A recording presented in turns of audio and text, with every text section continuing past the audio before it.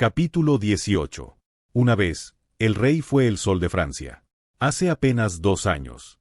Debemos apresurarnos, Su Majestad. Si el duque de Orleans ha escapado, nosotros también estamos en peligro. Al amanecer, el Palacio de las Tullerías en las afueras de París está en conmoción. La razón es bastante simple.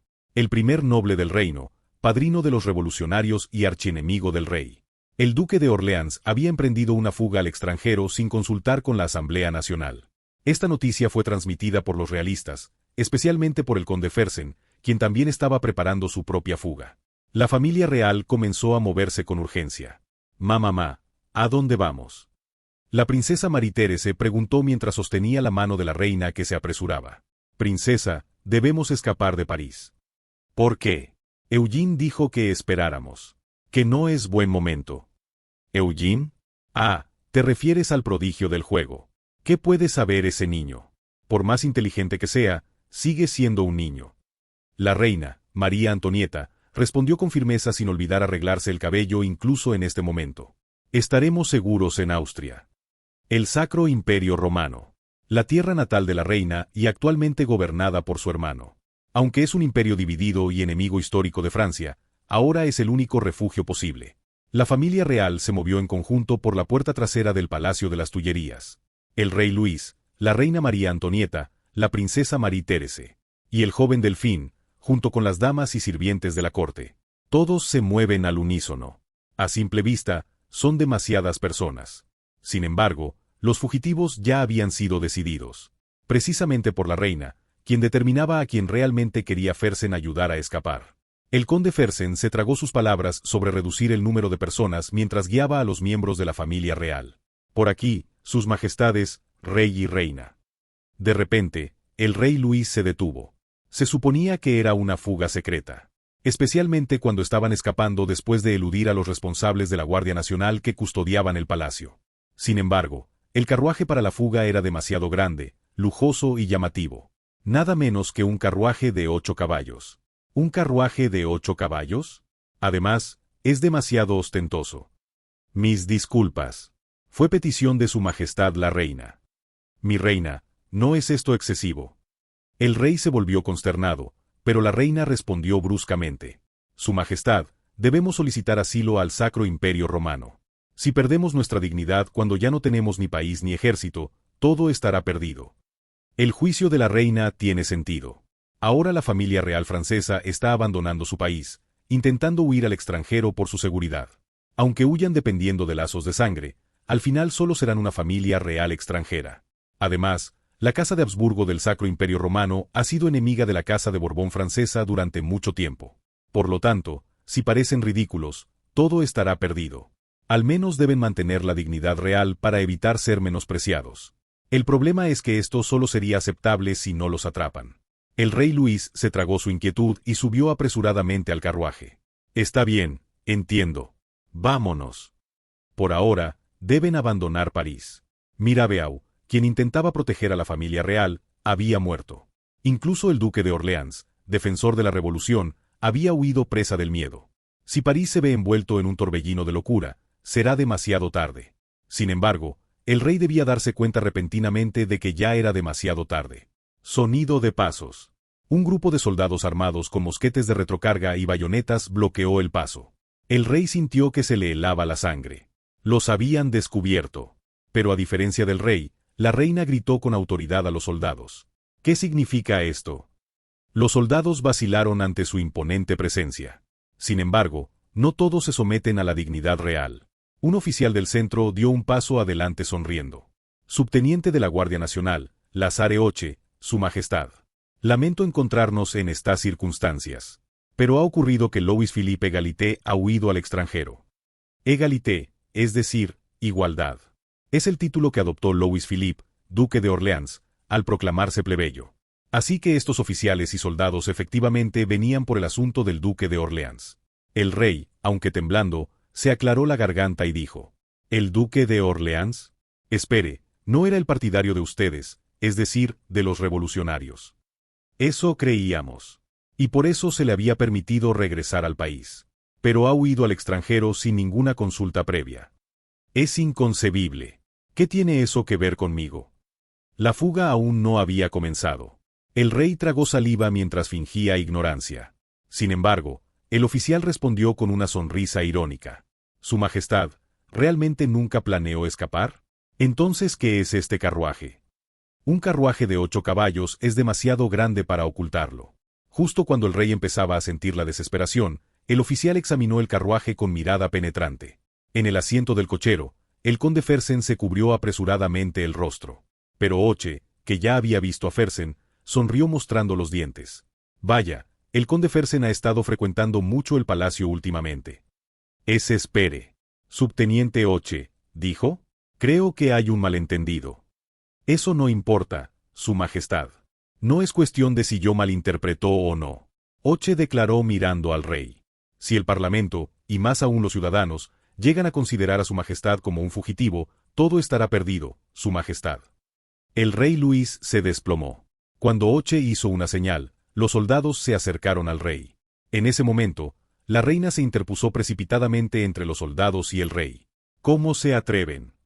La reina gritó mirando fijamente a Oche. Pagarán el precio de esta insolencia.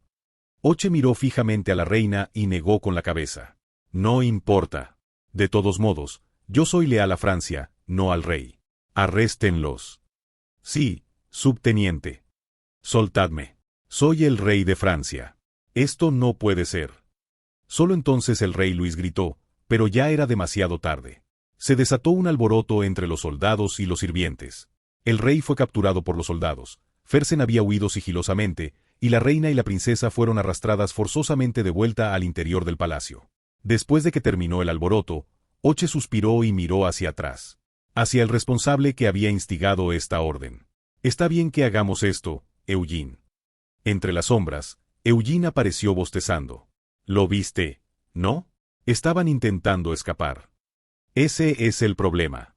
Los soldados también lo vieron. Es mejor que ser capturados mientras huían y arrastrados de vuelta a París. En momentos como este, Eugene, aún un niño pequeño, seguía hablando despreocupadamente mientras bostezaba. De ahora en adelante, la era cambiará de una forma u otra, Oche. Llegará una época en la que las órdenes del rey ya no tendrán sentido. Incluso para los revolucionarios, el arresto del rey es impactante. El rey ha sido arrestado. Los revolucionarios, miembros de la Asamblea Nacional y figuras importantes de la facción jacobina de la montaña, se reunieron con urgencia. Era en la residencia del líder de la montaña, Maximilien de Robespierre. Una serie de eventos inesperados seguían ocurriendo. La muerte de Mirabeau, la fuga del primer noble del reino, y el arresto del rey. Todos estos acontecimientos eran completamente inimaginables incluso para la montaña. Camille Desmoulins, el joven amigo de Robespierre, habló con urgencia. Sí, Maximilien. ¿Cómo debemos manejar esta situación? El duque Philippe ha huido, y la Guardia Nacional bajo el mando de Lafayette ha arrestado al rey. Es confuso. En ese momento, un joven de rasgos afilados sentado en un rincón de la residencia tomó la palabra. Monsieur Robespierre, esta es una oportunidad. ¿Qué quieres decir, Saint-Just? El primo del rey ha huido. No, también sus hermanos han huido. Y sus tías. Louis Antoine Léon de Saint-Just, el futuro protagonista del terror, quien sería conocido como el ángel de la guillotina. Aunque por ahora es solo un joven parlamentario radical e inexperto. Sin embargo, la mirada de Saint-Just, de 25 años, era extraordinaria. Ahora, incluso Lafayette lo ha arrestado por temor a que escape. Si esto no es una oportunidad, ¿entonces qué es? ¿Qué tipo de oportunidad está sugiriendo? La oportunidad de matar al rey. Saint-Just sonrió con una palidez inquietante. Ha llegado la oportunidad perfecta para establecer la república. La ejecución del rey. En enero de 1791, la idea republicana aún no era mayoritaria ni siquiera entre los líderes jacobinos, mucho menos en la Asamblea Nacional. Y hablar de matar al rey era algo demasiado atrevido incluso para mencionar. Desmoulins fue el primero en tartamudear desconcertado. Espera, matar al rey. Yo nunca acordé tal cosa. ¿Qué dice, Desmoulins? ¿No era la república el ideal con el que todos los jacobinos estábamos de acuerdo? Claro que pienso que el rey debe abdicar. Es incompetente, estúpido y obstaculiza las reformas. Pero matarlo es otro asunto. Desmoulins sacudió enérgicamente la cabeza y gritó a Robespierre. Maximilien, debemos pensar esto cuidadosamente. Esto es impensable. Todos los líderes de la montaña miraron a Robespierre. En esta reunión estaban Saint-Just, Desmoulins y Augustin, el hermano de Robespierre. Aunque todos son radicales en la asamblea, cuando se reúnen entre ellos vuelven a dividirse en facciones. Por ejemplo, si Saint-Just es ultraradical, Desmoulins es moderado y Augustin es un radical moderado. Robespierre, que había permanecido sentado juntando las manos, finalmente habló. No exageren. Aún no he dicho nada sobre matarlo. Ve verdad. Pero, ¿recuerdan que Marat ya había revelado el plan del rey de emigrar a principios de enero? Siento que eso se está haciendo realidad ahora, Desmoulins. De repente, Robespierre golpeó suavemente la mesa mientras hablaba. Me parece que Lafayette se dio cuenta primero y lo bloqueó preventivamente. Esta era una perspicacia sorprendente. A pesar de no saber que la familia real había conspirado para escapar, había visto a través de la verdad. Incluso había percibido que Lafayette había movilizado primero a las tropas. Solo desconocía que Eugene estaba detrás de todo esto. Sin embargo, el ultraradical Saint-Just frunció el ceño. Para Saint-Just lo importante no eran los hechos. Eran los resultados. Entonces, ¿lo dejaremos así? Ya sea el rey, Lafayette o los nobles que han huido. ¿Cómo podríamos? Debemos utilizar a Danton. Danton. Robespierre, juntando las manos en silencio, miró a Desmoulins. Sí. Camille, tú fundaste el club de los Cordeliers con Danton, ¿no? Camille Desmoulins se sobresaltó. El club de los Cordeliers. Era un club político, al igual que los jacobinos. En cierto sentido, era incluso más radical que los jacobinos. Aunque últimamente se dedicaban principalmente a atacar a Hebert. Consideraban que Hebert, con su propuesta de destrucción indiscriminada, arruinaría la revolución. Hasta aquí, Robespierre y Desmoulins pensaban igual. El problema era que las actividades del club estaban resultando en dar protagonismo a Danton. Precisamente el rival de Robespierre. Sintiéndose algo culpable, Desmoulins preguntó. ¿Y bien? Incita a Danton. Dile que tome las riendas, que organice manifestaciones. ¿Qué tipo de riendas? Robespierre dijo sin el menor atisbo de sonrisa. La exigencia de la deposición del rey. Saint-Just arqueó las cejas. Quizás sentía que le estaban robando el protagonismo. Sin embargo, Desmoulins palideció antes de mirar fijamente a Robespierre. Aunque normalmente era un hombre tímido que tartamudeaba, una vez que tomaba una decisión, Desmoulins no vacilaba. Como aquel día en la Bastilla. Maximilien, hay 3 problemas con esto. De repente hablas bien. Adelante. Primero, no está probado que el rey intentara escapar. Desmoulins era abogado. Aunque no pudo ejercer por su tartamudez, respetaba la ley. Si el rey hubiera huido sería traición, pero sin pruebas solo es una sospecha. Por supuesto, Robespierre, también abogado, se burló. No importa. Es suficiente con que el duque de Orleans, sus hermanos y sus tías hayan huido. Segundo, esto podría resultar en que Danton tome el control de la asamblea y del club jacobino. ¿Y qué importa eso? ¿Qué importa quién tome el control si es por la causa de la revolución? Danton es un político excelente. Nadie creería esas palabras. Simplemente Robespierre consideraba que la eliminación del rey era necesaria para el éxito de la revolución. Planeaba eliminarlo incluso si tenía que usar al ambicioso Danton. Al rey. Abrumado por esa determinación inflexible, Desmoulins protestó. Entonces, el último problema. El pueblo está hirviendo ahora mismo. Si ocurren manifestaciones, nadie sabe qué situación podría desarrollarse. Los periodos revolucionarios son tiempos donde todo cambia drásticamente. Quien hoy es héroe del pueblo, mañana puede ser su enemigo. Esto significa que incluso Danton, un radical que cuenta con el apoyo ciudadano, podría perder el control de los manifestantes. Incluso quizás ni el mismo Robespierre. En ese momento, Robespierre esbozó una sonrisa. Esa es precisamente la razón por la que debe ser Danton quien actúe, Camille. Mientras miraba a Desmoulins completamente pálido, a Saint-Just sonriendo satisfecho y a Augustin guardando silencio, Robespierre declaró. Para que la revolución tenga éxito, a veces son necesarias las estratagemas. Pongámoslo en marcha. Sin embargo, a pesar de su perspicacia, Robespierre desconocía un detalle crucial. Que todo este escenario había sido orquestado no por Lafayette, sino por el joven Eugene. El impacto del arresto del rey no solo afectaba a los políticos. El rey ha sido arrestado. ¿Qué va a pasar ahora? Un visitante llegó al café Boyernet. Era Jacques Recamier, el socio de Eugene. A pesar de estar ganando enormemente en la especulación bursátil siguiendo los consejos de Eugene, parecía seguir inquieto. Aunque es comprensible, ya que el arresto del rey es justo el tipo de noticia que paraliza la situación política. Tanto que las acciones se están desplomando. Por supuesto, Eugene, que conocía la situación de antemano y había vendido todas las acciones de la Compañía de las Indias Orientales, sonrió con tranquilidad. Hay que ser precisos. No es un arresto, sino una detención. No lo han llevado a prisión, simplemente lo han trasladado al Palais Royal. Y no es precisamente un lugar pequeño.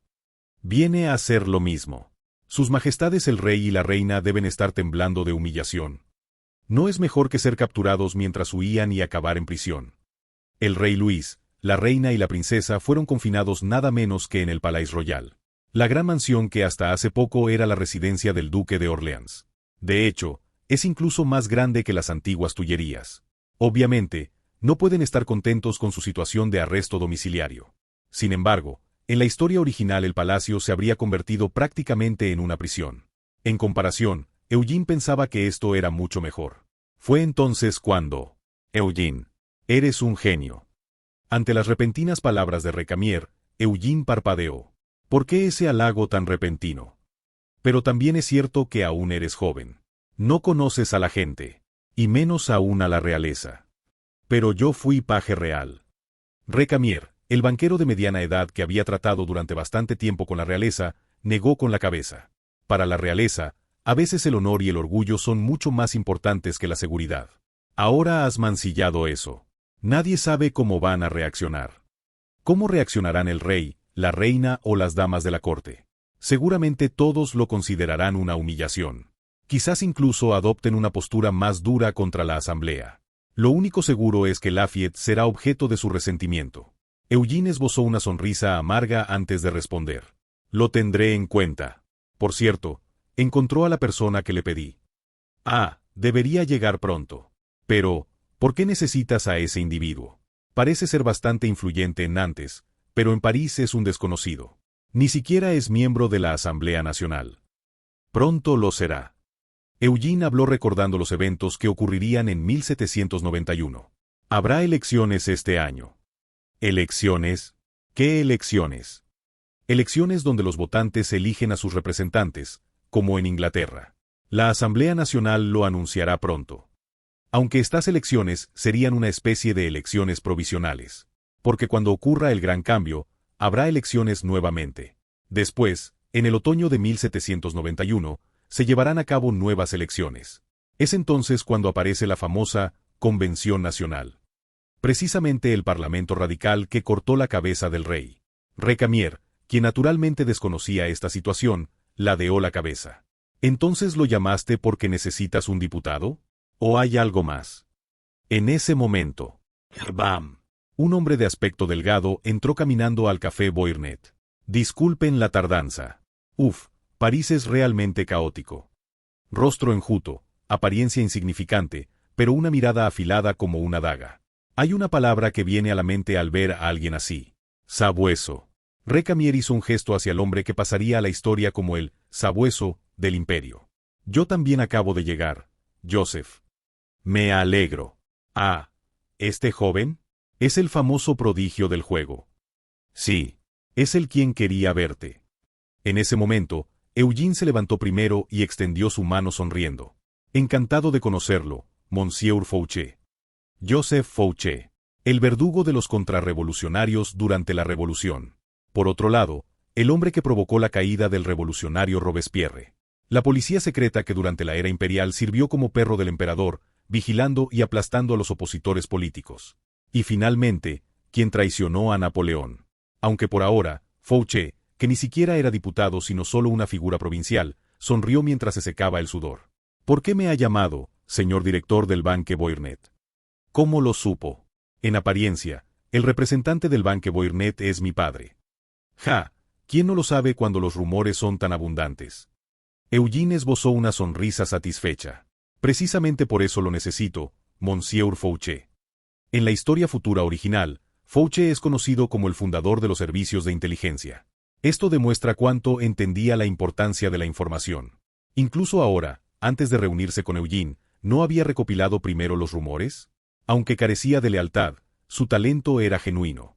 Eugene decidió utilizar ahora este talento de Fouché para manejar la información.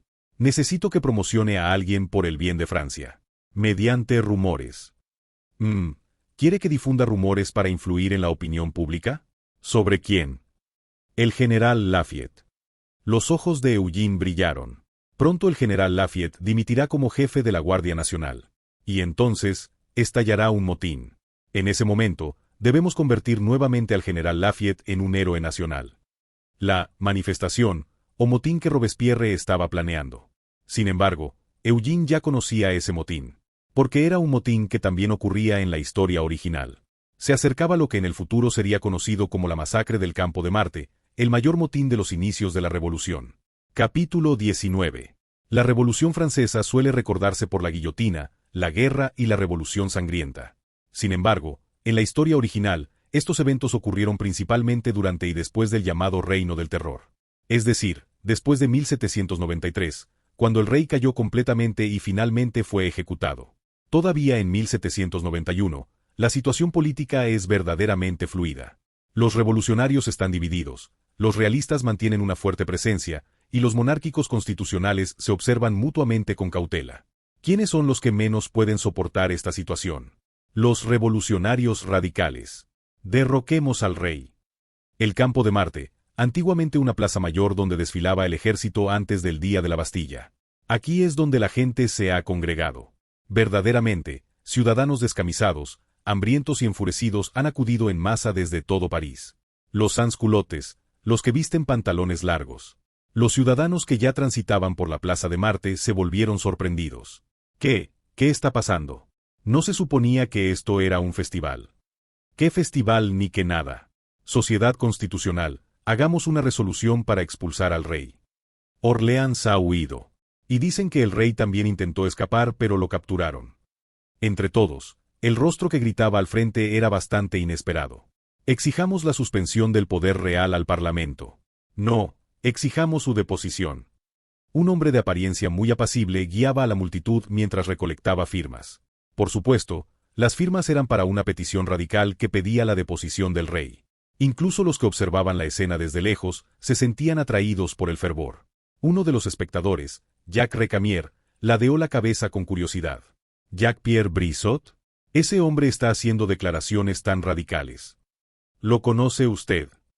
Es un escritor famoso por su postura abolicionista. No lo tenía por un radical, pero ahora suena como Ebert. A su lado, Eugene levantó la vista después de dar un pequeño sorbo al café. Todavía es demasiado joven para beber café regularmente. Aunque con sus aproximadamente 10 años, ¿no debería poder al menos probarlo? Sin embargo, el café francés, tanto en la época moderna como en este periodo, es prácticamente puro concentrado. ¡Ah, qué amargo! Por cierto, no hay un rostro familiar por ahí. Mientras sacaba la lengua por el sabor amargo, Eugene hizo un ligero gesto con la barbilla. Solo entonces Recamier notó al hombre que gritaba consignas firmemente al lado de Brissot. Una figura imponente, una voz resonante, y sobre todo, unos ojos llamativos rebosantes de ambición. Georges Danton, uno de los 3 grandes líderes del inicio de la revolución. Recamier chasqueó la lengua. Ah, así que es por Danton. Aunque el fervor no parece tan intenso como antes, ¿no cree, Monsieur Recamier? Bueno, es porque lo del rey intentando escapar es solo un rumor. No es algo que haya sucedido realmente, ¿verdad? Espera. De repente, Recamier abrió mucho los ojos. ¿No será que lo arrestaron anticipadamente previendo esto? ¿Qué hubiera pasado si, como en la historia original, el rey hubiera sido capturado mientras intentaba huir? Si todos los ciudadanos de París hubieran presenciado esa escena, la protesta no sería de esta magnitud. Empezando por Brissot, quien lidera la manifestación. Como corresponde a un hombre que más tarde se convertirá al moderado girondino, solo está exigiendo la deposición. Sin embargo, en la historia original, durante la protesta exigió la ejecución del rey. Ni qué decir de Danton. Gracias al arresto preventivo de Eugene, los ciudadanos no pudieron ver la cobarde imagen del rey. Por supuesto, Eugene fingió no saber nada. Debe haber un malentendido. Yo nunca arresté a su majestad el rey. Ni tampoco denuncié su intento de fuga. Vaya, todo el mundo sabe que el teniente Hoche de la Guardia Nacional es tu hombre. Quizás el único que no lo sabe es su majestad. De nuevo, es un malentendido. Es cierto que el señor Oche fue un antiguo amor de mi madre. Eugene habló mientras observaba otro rostro familiar entre los manifestantes. En estos tiempos, eso de ser el hombre de alguien no significa mucho. El mundo cambia día a día. El joven que lideraba la manifestación junto a Brissot y Danton era Camille Desmoulins. Todo el mundo sabía que Desmoulins era hombre de Robespierre. Sin embargo, irónicamente, Desmoulins sería ejecutado por Robespierre en la historia original. Por supuesto, lo mismo ocurriría con Brissot y Danton. Y no era algo que ocurriría en décadas. Según la historia original, sucedería en apenas 3 años. Así de frágiles eran las lealtades durante la Revolución. Aunque Recamier no conocía el futuro, entendía lo voluble que podía ser el corazón humano. Recamier chasqueó la lengua. Supongo que eso también se aplica a esos manifestantes, ¿no? Exacto. Ahora parecen revolucionarios, pero ¿por cuánto tiempo lo serán? Bueno, parece difícil que Danton o Brissot puedan controlarlos. De repente, un sansculote gritó desde un extremo de la plaza. Aquí hay un noble realista. En ese instante, todas las miradas de la plaza se dirigieron hacia allí. Originalmente, el Campo de Marte no era un espacio exclusivo para manifestaciones. Era una mezcla de ciudadanos de clase alta que habían salido a pasear, ciudadanos de clase media que venían a firmar, y ciudadanos de clase baja llenos de ira. Sin embargo, todos ellos compartían un enemigo común. Los nobles, especialmente los realistas. Un noble elegantemente vestido que observaba la situación abrió la boca sorprendido. «Mátenlo». Esperen. Soy noble, pero no realista. Es uno de los que intentó ayudar al rey a escapar. Por supuesto, era simplemente un noble que había salido a pasear por el Campo de Marte, no el conde Fersen. Sin embargo, la multitud, llena de ira y fervor, ya no podía contenerse. En un instante, miles de personas se abalanzaron sobre él. ¡Ah! Todo sucedió tan rápido que ni Eugene, ni siquiera Brissot y Danton, que lideraban la protesta, pudieron hacer nada. Recamier tiró de Eugene, que observaba la escena estupefacto. Si seguían allí, los espectadores también correrían peligro. ¡Qué horrible! Vámonos pronto. Eugene observó al desafortunado noble. Estaba siendo golpeado hasta la muerte entre la multitud. Aunque quisiera ayudar, no había nada que Eugene pudiera hacer en ese momento. Frunciendo el ceño, Eugene se dio la vuelta. Sí. Parecía que, el motín, en sí mismo era algo que no se podía detener. La masacre del Campo de Marte, un evento famoso incluso en la historia original. Hay que detenerlos. A esos alborotadores. Si no, llegarán hasta la Asamblea. Los diputados de la Asamblea Nacional fueron convocados urgentemente en el Palacio Legislativo de París. Originalmente, la Asamblea Nacional se había establecido gracias a los motines o levantamientos ciudadanos. Sin embargo, una manifestación incontrolable era naturalmente una carga incluso para los diputados. Especialmente para Bailly, el expresidente de la Asamblea Nacional y alcalde de París, responsable de la seguridad de la ciudad. El problema más grave era que algunos miembros del Club Jacobino, diputados actuales, estaban liderando la manifestación. El alcalde de París, Bailly, rechinó los dientes mientras denunciaba. «Por Dios, ¿Brissot al frente? ¿Ha perdido el juicio? De Danton ya me lo esperaba». «Alcalde Bailly, este es un problema que debe resolver usted. Disperse a esa gente». «¿Y qué puedo hacer yo, diputado Pierre Brunier? Hay diputados de la Asamblea Nacional entre ellos». El moderado diputado Brunier gritó. «Hay que movilizar a la Guardia Nacional. ¿Dónde está el general Lafayette?»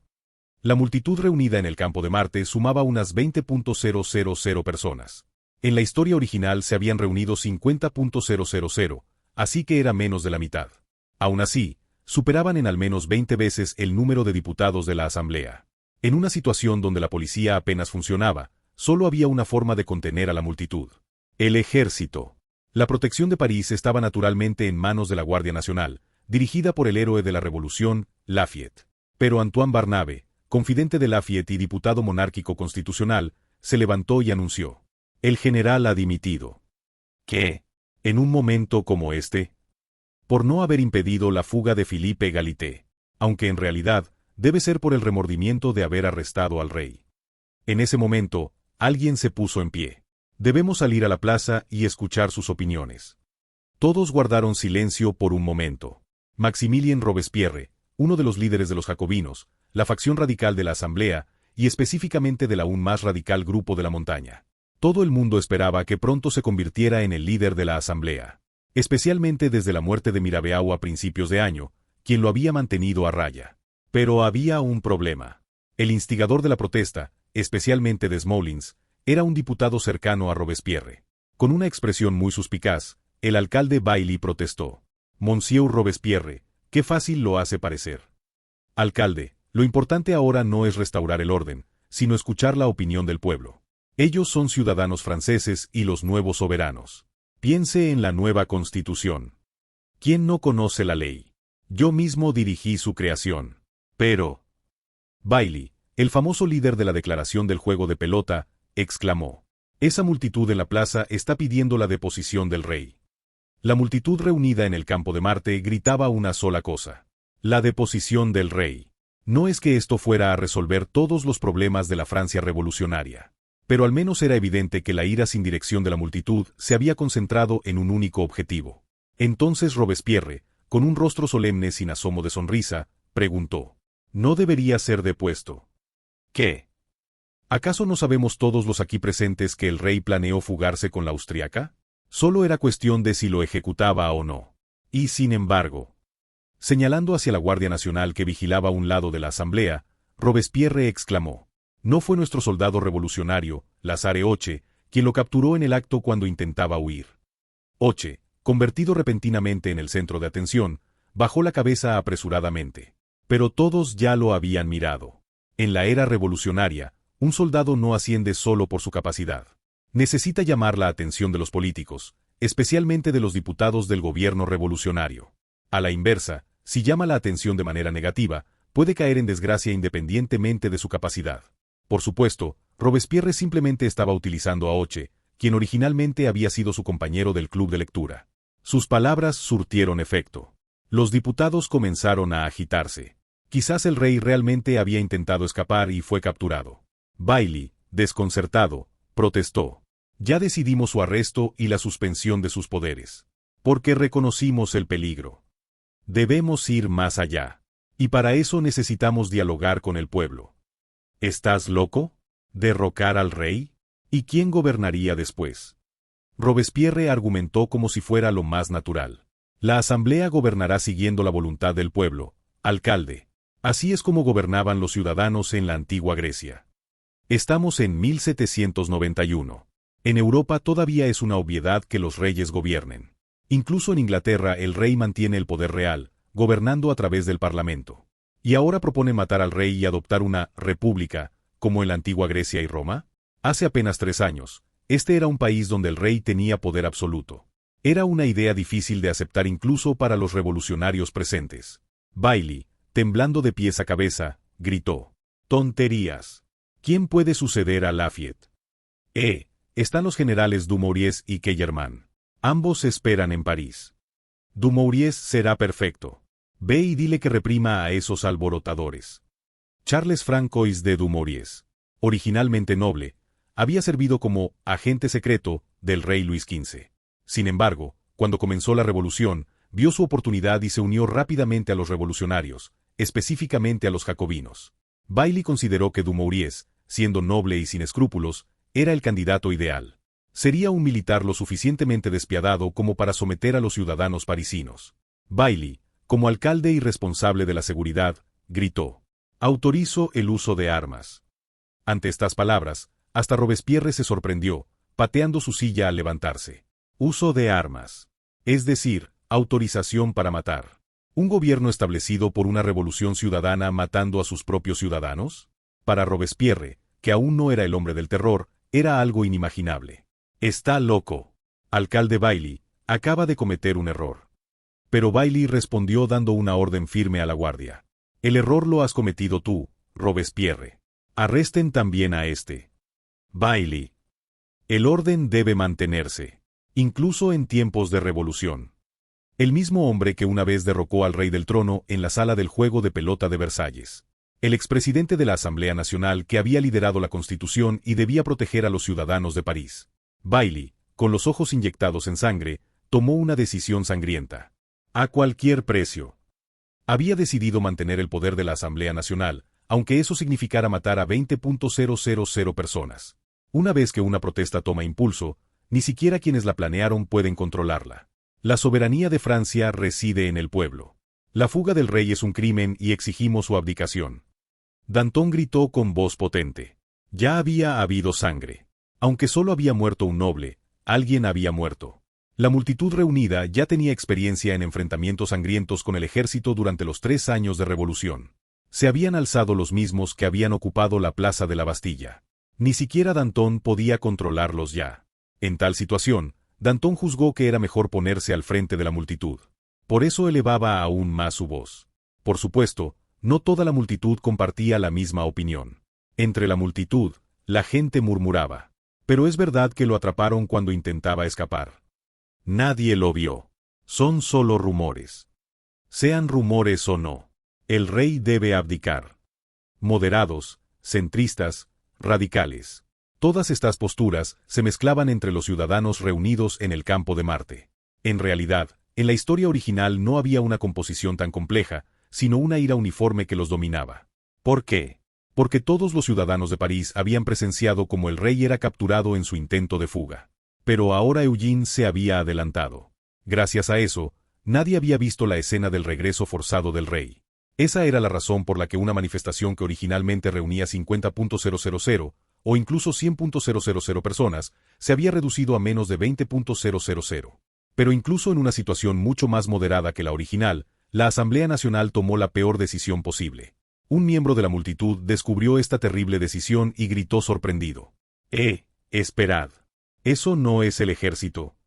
Soldados con mosquetes y bayonetas entraron en formación en la plaza. Al frente, montado a caballo y dirigiendo personalmente, estaba el general Dumouriez. Lafayette, quien debería haber estado en su lugar, se había retirado por voluntad propia.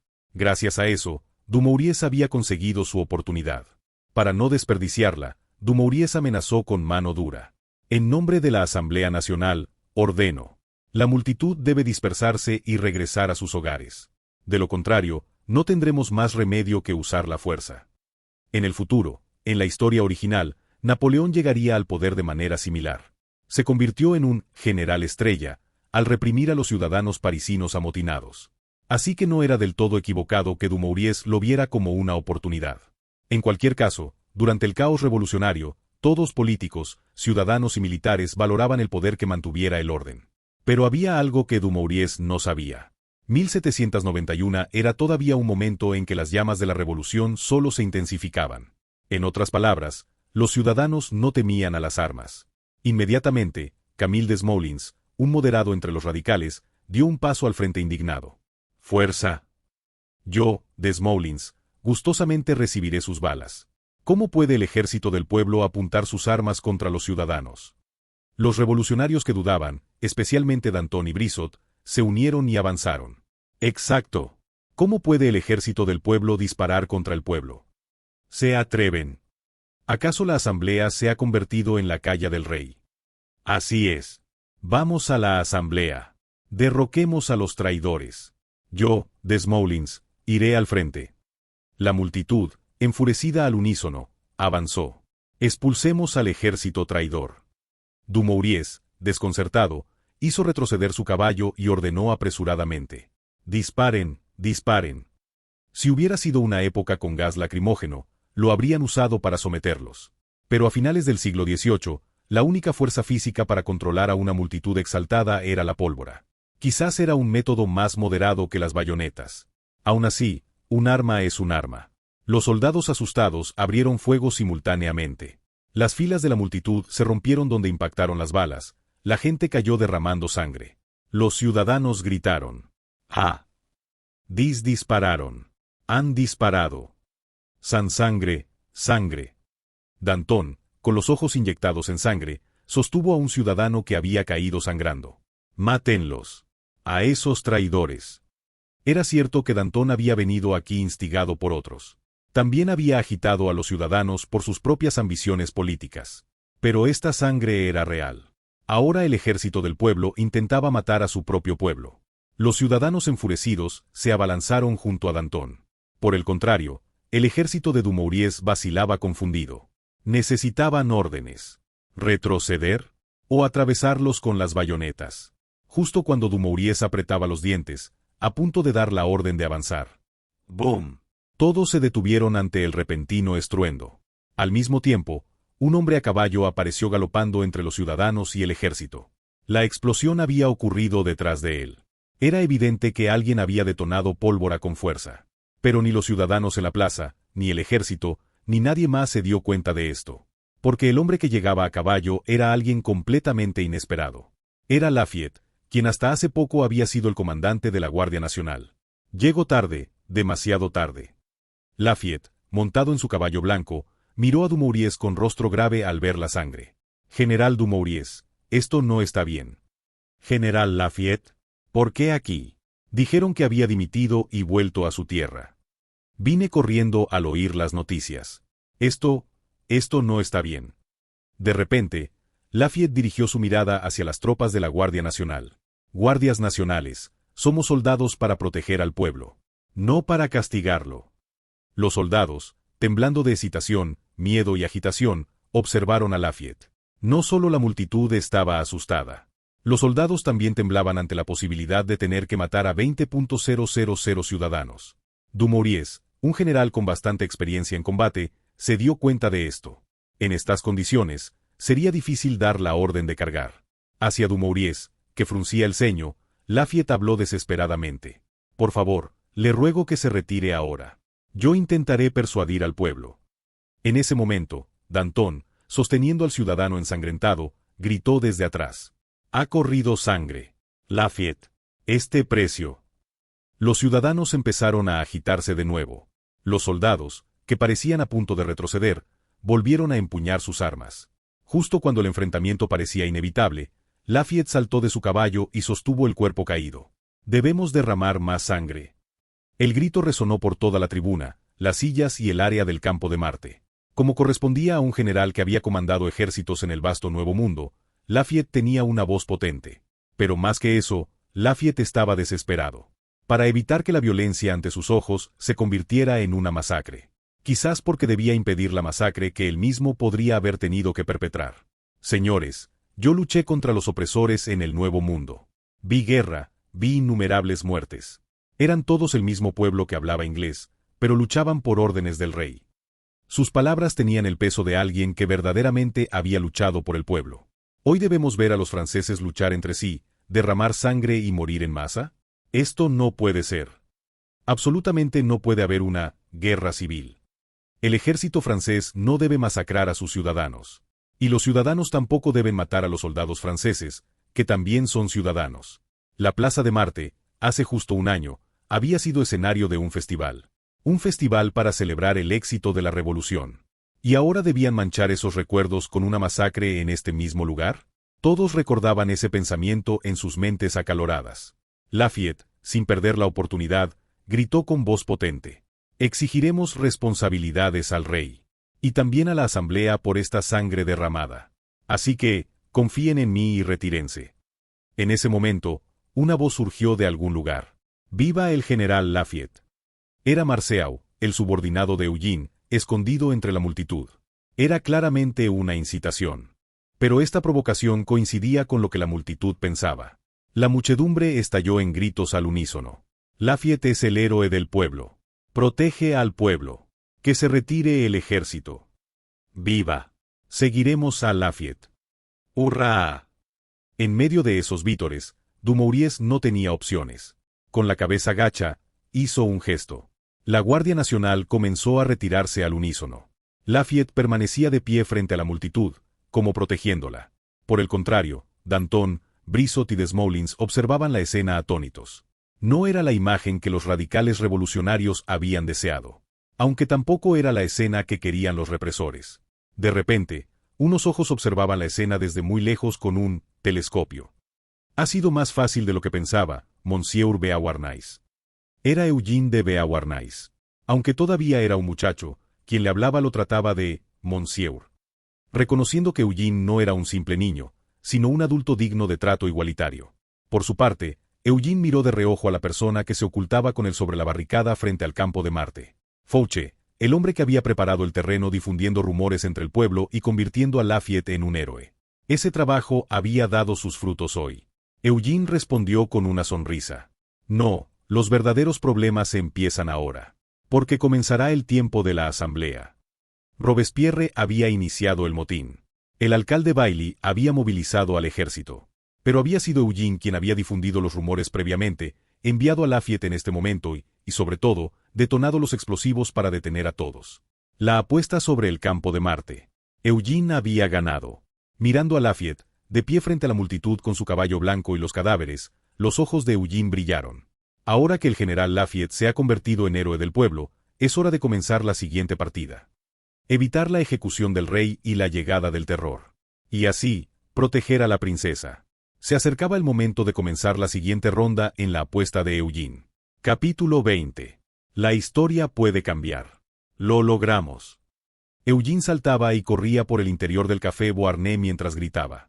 El futuro es, por naturaleza, un territorio desconocido para los humanos. Sin embargo, para Eugene, que había vivido una vida anterior y experimentado el futuro, esta época era ya un pasado predeterminado. Un éxtasis que solo pueden conocer aquellos que ya saben la historia envolvió a Eugene. Por supuesto, desde la perspectiva de Hippolyte, que observaba, esto era algo desconcertante. ¿Qué es lo que te tiene tan contento? Al final apostamos por un conde caído en desgracia, ¿no? El conde Lafayette no es más que un desempleado ahora. No, no es un simple desempleado. Es un desempleado que evitó una masacre del pueblo. ¿Y eso qué importancia tiene? Ya no es comandante, ni noble, ni siquiera diputado. Eugene giró bruscamente una silla del café y, sentándose, miró fijamente a Hippolyte. Te equivocas. Originalmente, el general Lafayette era el líder de la Guardia Nacional. ¿Sabes lo que eso significa? Por supuesto, ante un Hippolyte que solo parpadeaba sin entender el significado, Eugene exclamó. Significa que habría sido el general Lafayette quien hubiera dado la orden de disparar, Hippolyte. Se refería a la masacre original que comenzó en el campo de Marte. Originalmente, Lafayette, como líder de la Guardia Nacional, era el responsable de la seguridad de París. Además, en la historia original, todos los ciudadanos de París habían visto cómo Luis XVI era capturado mientras intentaba huir. Era una situación en la que se tendría que haber ordenado abrir fuego en un ambiente extremadamente hostil. Todo esto había cambiado. De repente, Marceau, el subdirector del Banco Beauharnais que estaba escuchando, chasqueó los dedos. Por supuesto. En la versión original, el general Lafayette habría caído por completo. Exactamente eso, Marceau. Pero el general Lafayette ha sobrevivido. ¿Entonces hemos dado un gran golpe? Ahora el general Lafayette tomará el poder. Contrario al entusiasmo de Marceau, Eugene vaciló. No será así. ¿Por qué no? Salvó a los ciudadanos de morir. La situación sigue siendo fluida. Por un lado, Francia está a punto de celebrar nuevas elecciones parlamentarias. Y lo más importante es que el problema económico no se ha resuelto. ¿Por qué comenzó la revolución? ¿Fue porque los ciudadanos estaban hartos de la discriminación? No. La sequía y el hambre, junto con la escasez de alimentos debido a la exportación forzada de trigo, fueron las verdaderas causas. Este problema económico se resolvería temporalmente en 1790 gracias a una buena cosecha. Pero al año siguiente, en 1791, este año, vendría otra mala cosecha. A esto se suma la emisión descontrolada de los billetes assignat y los impuestos para llenar las arcas, el impuesto sobre la sal, el tabaco y el café. Y eso no es todo.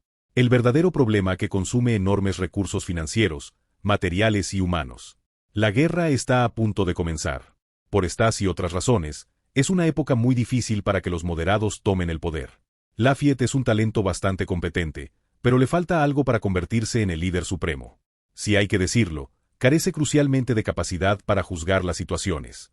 En la historia original, fue por eso que Lafayette terminó ordenando abrir fuego en el campo de Marte. Así que hay límites en lo que es posible. Por ejemplo, podría tener influencia como una figura importante del partido monárquico constitucional. En términos modernos, sería algo así como el líder de la oposición. En lugar de explicar todo esto, Eugene lo resumió simplemente. Aún así, existe la posibilidad de convertirlo en un héroe del pueblo. Marceau también es bastante inteligente. No en vano había superado la escuela de Derecho y en la historia original se había convertido en un héroe militar. Reflexionó sobre las palabras de Eugene y sonrió levemente. Básicamente, lo había entendido. Estás diciendo que podemos reunir a los monárquicos constitucionales dentro del Parlamento. Exactamente eso. Aunque ahora parece que el Parlamento solo tiene jacobinos, no es así. Te refieres a, digamos, la facción burguesa contra la facción sans-culotte. Los burgueses ricos y de clase media contra los sansculottes del pueblo llano. Esta estructura se está volviendo cada vez más clara en las calles de París. Y con los pobres también participando, la confrontación se intensifica. Sin embargo, el Parlamento todavía no está tan claramente dividido. Eugene inclinó la cabeza mientras consideraba el curso de la historia original. Deberíamos llamarlos jacobinos moderados y jacobinos radicales. Como los moderados son principalmente de la Gironda, quizás deberíamos llamarlos girondinos. La famosa lucha entre girondinos y jacobinos. Sin embargo, el nombre Gironda, sinónimo de los moderados, aún no ha nacido. Es un nombre que la facción de la montaña, sus opositores, les dio más tarde, basándose en el hecho de que muchos de sus líderes provenían de la región de la Gironda, cerca del puerto de Burdeos.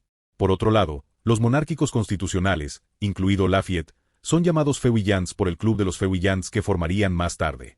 Por supuesto, en la historia original, se convirtieron en una facción minoritaria absoluta debido a la masacre del Campo de Marte. Pero la situación ha cambiado. Eugene asintió mientras evaluaba la situación. Ahora existe la posibilidad de reunir a los monárquicos constitucionales. Y además como fuerza gobernante. Quizás incluso podrían evitar la guerra. Porque en la historia original, la guerra comenzó en 1792. Si solo se miran los nombres de radicales, jacobinos, y moderados, girondinos, parecería que los jacobinos fueron los responsables. Sin embargo, en realidad, fueron los diputados girondinos quienes declararon la guerra. ¿Por qué? Cuando el rey fue capturado mientras huía y lo pusieron bajo custodia, las casas reales extranjeras protestaron, y los jacobinos radicales internos insistían en que había que matar al rey. Con la economía también en ruinas, los girondinos en el poder declararon la guerra. Para resolver los problemas. Pero después de sufrir derrota tras derrota, los girondinos perdieron el poder. La toma del poder por los ultrarradicales jacobinos de la montaña vino después. En resumen, todo este proceso podría ser eliminado o cambiado. Siempre y cuando no maten al rey. Pero Marceau se relamió los labios. Hay algo que me preocupa, Eugene. ¿Qué cosa? El rey.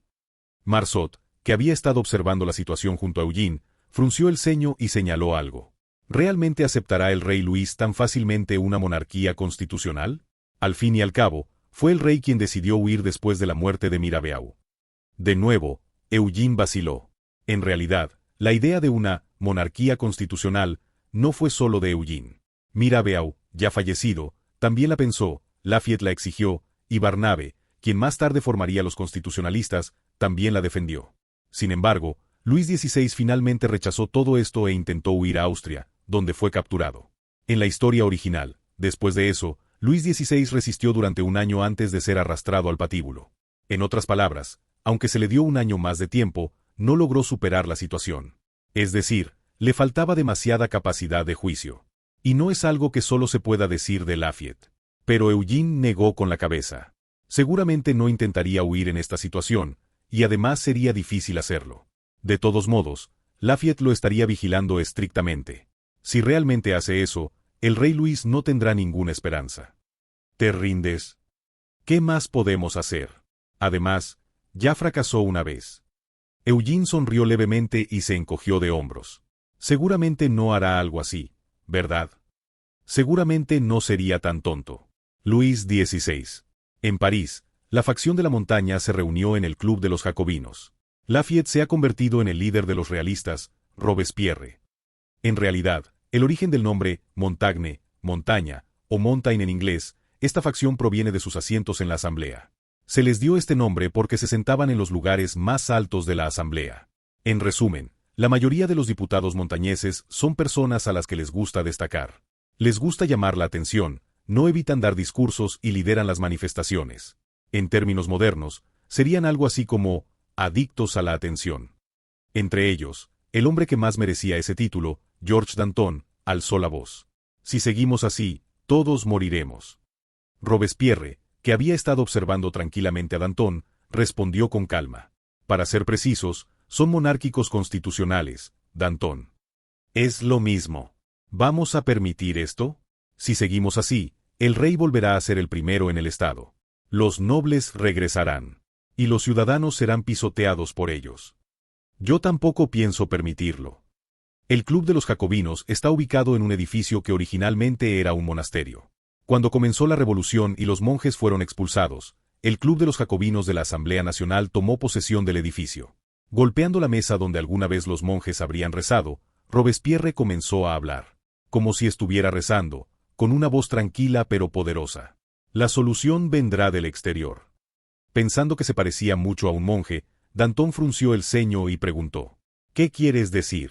¿Qué vendrá del exterior? Danton, ¿no te has preguntado algo extraño? ¿Por qué el duque de Orleans huyó y por qué el rey vaciló hasta fracasar? No fue simplemente porque el rey era indeciso. En realidad, Eugene había estado conspirando detrás de escena. Por supuesto, ni Danton ni Robespierre sabían llegar a ese punto. Sin embargo, está claro que el rey no pudo huir antes por falta de determinación. Pero Robespierre negó con la cabeza mientras miraba a los diputados jacobinos. Yo lo veo diferente. El núcleo del problema es el Sacro Imperio Romano, Austria. Saint-Just, Desmoulins, Hebert y otros radicales miraron a Robespierre.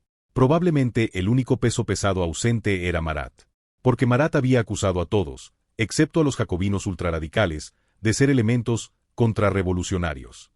Por eso los monárquicos constitucionales, los girondinos e incluso algunos jacobinos habían denunciado a Marat ante los tribunales. Por supuesto, como tenía muchos partidarios, cuando lo capturaban, solía ser liberado. Sin embargo, actualmente está prófugo, supuestamente escapando a través de las infames alcantarillas de París. Por lo tanto, los presentes son las figuras centrales de los jacobinos radicales, es decir, de la montaña. Si se les convence a ellos, la montaña se moverá. Robespierre, teniendo esto en mente, dio fuerza a sus palabras. Ahora el rey no tiene ningún poder dentro del país, Danton. Por supuesto. Pero si el rey quisiera recuperar el poder, ¿cómo debería hacerlo?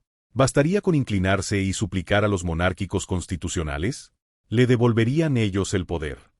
Robespierre, que había estado examinando cada posibilidad, negó con la cabeza. Imposible. Entonces, solo hay una manera: atraer fuerzas extranjeras. Y resulta que la reina es hermana del emperador del Sacro Imperio Romano. Así es como sucedió en la historia original. En realidad, ni Austria, ni Prusia, ni Rusia querían la guerra. Probablemente solo Inglaterra, que se equivocó al pensar que no tendría que luchar directamente, no evitó activamente la guerra. Sin embargo, Francia no detuvo su revolución, y todas las monarquías se sintieron amenazadas. La guerra era inevitable. Además, la reina era de origen austriaco. Esta fue la razón por la que Austria terminaría siendo la primera en atacar. Sin embargo, había un problema en la lógica. Danton estaba a punto de señalarlo cuando abrió mucho los ojos. Pero el rey vaciló. En realidad, el rey se había mostrado reacio a aliarse con Austria. Esa era la verdadera razón por la que no pudo huir. De repente, Robespierre asintió. Sí, exactamente. Confabularse con potencias extranjeras equivale a traición. El rey quería evitar eso. Entonces, solo tenemos que encontrar las pruebas. No, no es necesario. Robespierre habló con rostro serio. Pronto actuará una potencia extranjera, el emperador del Sacro Imperio Romano de Austria. Esta era la razón por la que Robespierre había dicho que la solución vendría del exterior. Austria se movería. Y entonces cambiaría la situación política que parecía favorable a los monárquicos constitucionales. Porque se convertiría en una situación donde se temería una invasión extranjera. Sin embargo, Danton y los otros diputados inclinaron la cabeza confundidos.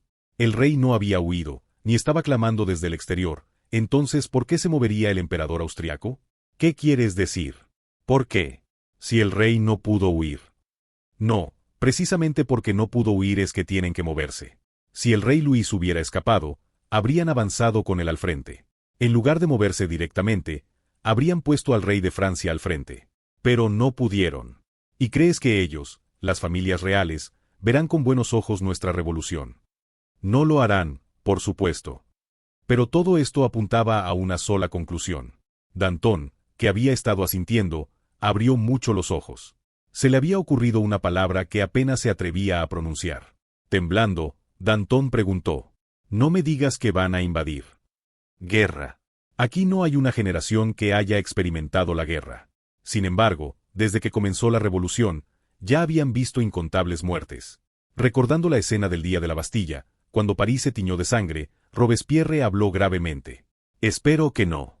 Pero la guerra podría ser inevitable. Si es así. Ser radical no significa ser belicista. Robespierre no tiene la menor intención de iniciar una guerra. De hecho, quiere evitarla aún más porque matará a los ciudadanos. Sin embargo, si es inevitable, hay que controlar su curso. Robespierre habló con firmeza. Al menos nosotros, los jacobinos, debemos tomar la iniciativa. Esa era la verdadera razón por la que había convocado a los jacobinos hoy. Aunque la revolución hace difícil prever el futuro inmediato, incluso en estos tiempos la previsión es válida. Marzo de 1791. Justo cuando la primavera se acercaba, una declaración fue proclamada en toda Europa. El encarcelamiento del rey de Francia es un asunto que concierne a todos los monarcas europeos. Si no se restaura al rey a un estado de completa libertad, el emperador del Sacro Imperio Romano, el rey de Prusia y todos los monarcas tomarán medidas, incluso por la fuerza. Las predicciones de Eugene y Robespierre eran correctas. La Declaración de Pillnitz. Un evento que en la historia original ocurriría en agosto de 1791. Era la declaración emitida por los monarcas de las grandes potencias europeas reunidos bajo el liderazgo de Austria. El conde de Artois, ya exiliado, había exigido esto al emperador austriaco. Por su parte, el emperador austriaco, tras el fracaso en la fuga de su hermana, finalmente se vio obligado a hacer esta severa declaración. Por supuesto, la declaración en sí era solo eso, una declaración, no un tratado con fuerza vinculante. Sin embargo, debido a esta declaración, la Asamblea Nacional Francesa no pudo evitar entrar en agitación. Movilización militar. ¿Hacia dónde se dirigiría ese poder militar? Cualquiera podía adivinarlo. Directamente hacia el edificio de la Asamblea Nacional. Es decir, los diputados podrían estar en peligro de muerte inminente. Y esto había estallado casi medio año antes que en la historia original. Una situación en la que ni siquiera se habían hecho los preparativos para la guerra. En la Asamblea, Robespierre rugió sosteniendo la declaración. Miren, esta es la respuesta de los monarcas. Los hasta entonces moderados girondinos, monárquicos constitucionales y centristas quedaron todos estupefactos. No puede ser. Ni siquiera hemos matado al rey, solo lo hemos confinado. ¿Usar la fuerza? ¿Cómo se atreve Austria? Es una clara interferencia en nuestros asuntos internos. En ese momento, Saint-Just dio un paso adelante. Aún hay más. Miren esto. Desmoulins, Saint-Just y los diputados montañeses hicieron circular otra declaración en la Asamblea. Una declaración impresa anoche, con la tinta apenas seca. Saint-Just se dirigió a los diputados que recibían el documento con perplejidad. Hemos obtenido la declaración publicada hoy por el conde de Provence. Era una época sin micrófonos. Tampoco tenían altavoces.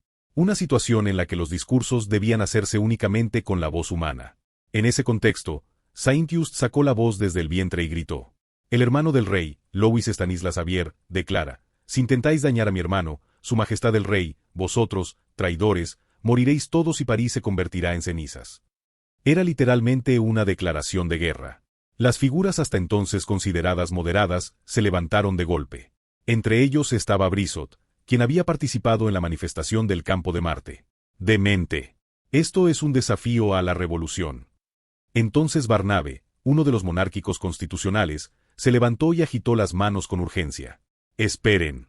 Aún no es momento de hacer juicios precipitados. ¿Qué quiere decir, diputado Antoine Barnabe? ¿Acaso está expresando la voluntad de su amo, el general Lafayette? El general no es mi amo. Mi amo es el pueblo. Barnabe, desesperadamente, transmitió las palabras de Lafayette, quien no estaba presente. Si reaccionamos a esta declaración diplomática, podría estallar una guerra. Aunque negaba que fuera su amo, todos sabían que Barnabe era hombre de Lafayette.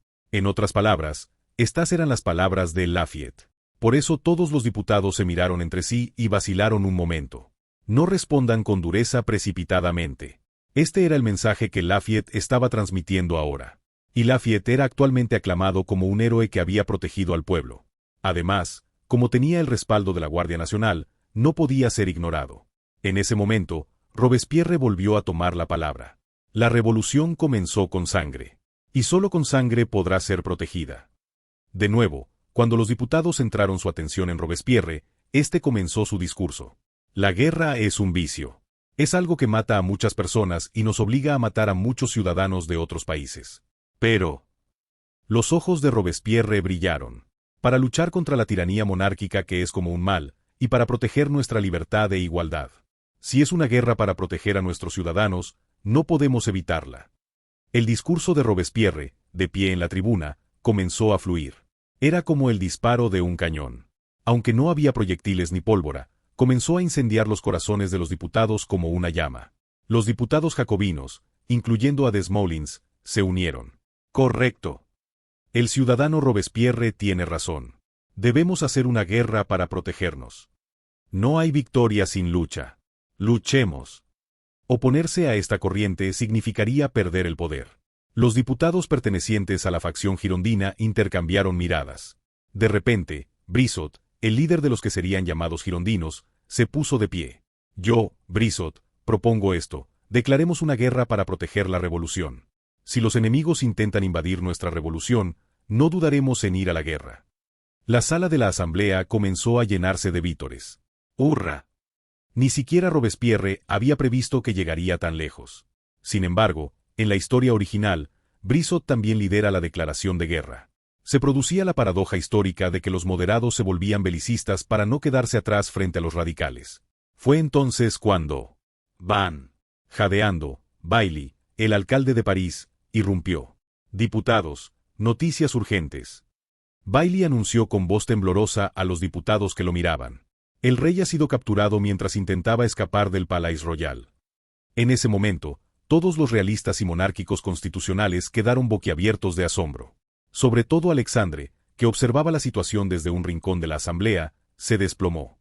Aunque no sabía lo que hacía su hijo, Alexandre era de los que pensaban que era mejor que el rey no muriera.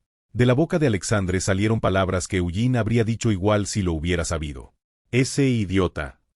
Por el contrario, Robespierre, con su rostro serio, esbozó una sonrisa por primera vez. Ahora el rey se ha convertido en un ser innecesario para este país. Por fin había llegado el momento de Robespierre. El momento de matar al rey con sangre. Más aún, era el momento de tomar las riendas de la revolución. Se acercaba el momento en que la alteración histórica de Eugene chocaría con el control histórico de Robespierre.